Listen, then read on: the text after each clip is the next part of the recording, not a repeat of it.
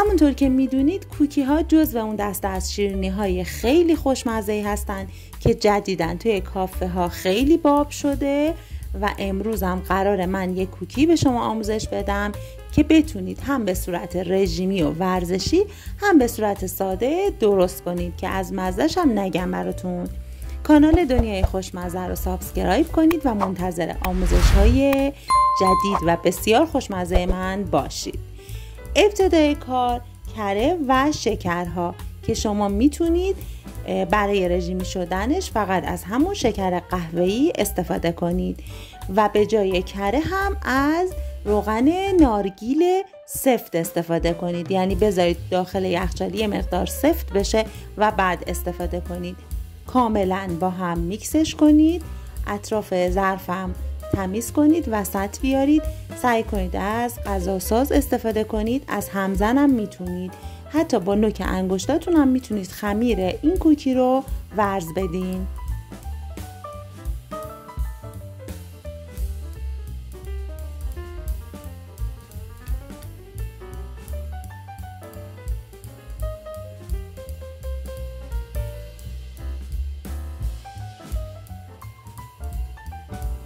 بعد از اینکه کره و شکرها کاملا با هم ترکیب شدن، شما بهش تخم مرغ رو اضافه کنید.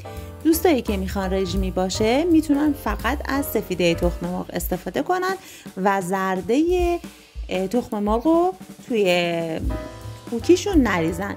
یه مقدارم وانیل اضافه کنید و باز موادتون رو با هم خوب ترکیب کنید.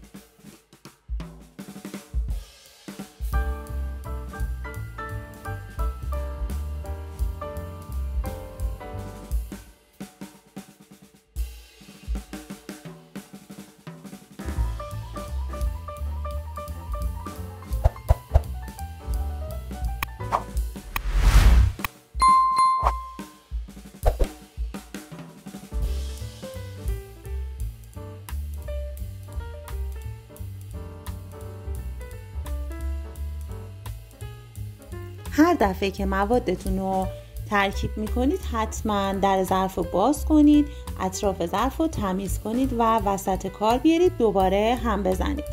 حالا بهش آردتون رو که شما اگه قرار شد رژیمی باشه از ترکیب آرد جو و آرد سفید استفاده کنید به اندازه مساوی. دوستانی هم که میخوان ساده درست کنن فقط از آرد سفید استفاده کنن به همراه بیکینگ پودری که الک شده. آردو کم کم اضافه کنید تا خمیرتون داخل ظرف جمع بشه.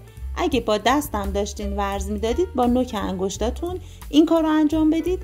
آرد کم کم اضافه میشه، همه آردو اضافه نکنید چون میزان آب خورد آردها با هم فرق میکنه.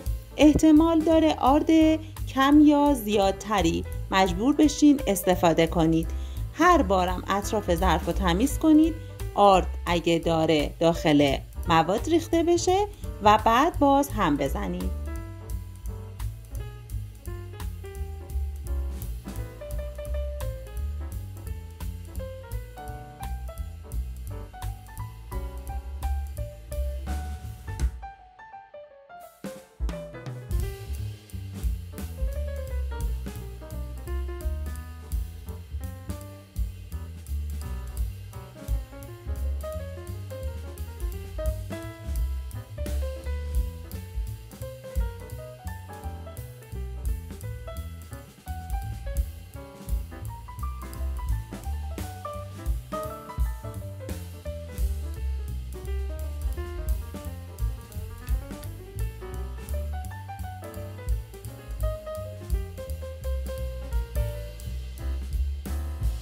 ببینید خمیر کوکیتون بعد از اینکه آرد آخر رو اضافه کردید به این صورت جمع میشه، کامل از کناره های ظرف خودش جدا میشه. حالا بهش شکلات چیپسی نسوز گردوی خورد شده رو اضافه کنید. میتونید حتی کشمش هم تو این مرحله اضافه کنید و فقط در حد اینکه موادتون با این مغزیجات ترکیب بشه هم بزنید. احتیاج به هم زدن زیاد نداره. شما میتونید توی کوکی از انواع ادویه‌جات معطری مثل دارچین، هل و یا حتی زنجبیل هم استفاده کنید.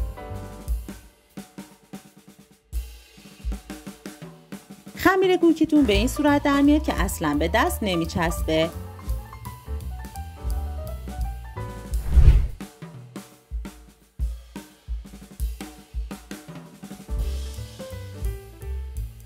از خمیرتون گلوله های 20 گرمی جدا کنید. میتونید از ترازو استفاده کنید که کوکی های یه اندازه‌ای داشته باشید. هر گلوله رو توی دستتون باز کنید، از مغزی نوتلا برای وسطش استفاده کنید و میتونید اینو بدون نوتلا هم آماده کنید، ولی با نوتلا خیلی مزه متفاوت و خیلی خوشمزه داره. داخل سینی فر با فاصله بچینید. سینی رو داخل یخچال بذارید به مدت نصف روز یا 2 ساعت داخل فریزر و بعد فر رو روشن کنید با دمای 180. 10 دقیقه فرتون گرم بشه. سینی رو بلافاصله بعد از اینکه از یخچال یا فریزر خارج کردید توی فر گرم شده بذارید به مدت 10 دقیقه تا کوکی ها پخته بشه.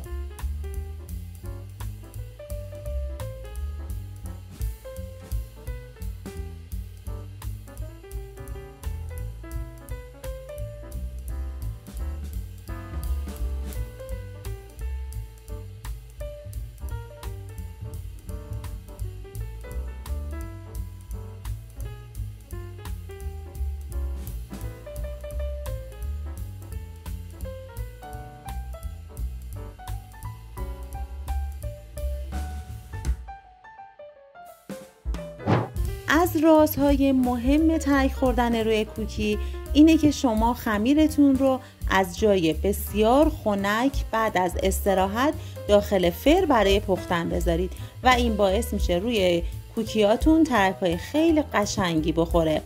بافت کوکی رو هم بهتون نشون میدم. کوکی ها بعد از اینکه از فر در اومدن بیرون حتما باید توی ظرف دردار نگهداری بشن، چون پایه کوکی خشک هست و اگه تو دمای محیط بمونه خیلی زود خشک میشه و حالت بیسکویتی پیدا میکنه. امیدوارم درست کنید، لذت ببرید. زنگوله کانال رو روشن کنید.